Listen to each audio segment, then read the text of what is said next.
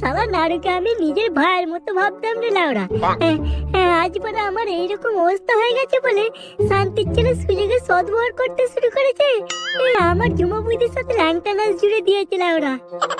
ঝুমা বৌদি তো কম নয় বাড়া, এখন তো নুনু নাই বলে তোকে ছেড়ে এখন নাড়ুর সাথে পিরিত করতে শুরু করে দিয়েছে। পিরিত করাচ্ছি বড়া নাড়ুর সাথে।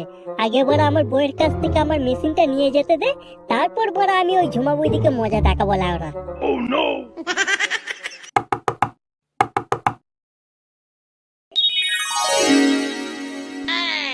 আরে বাবা জীবন, তুমি ভেতরে এসো, ভেতরে এসো।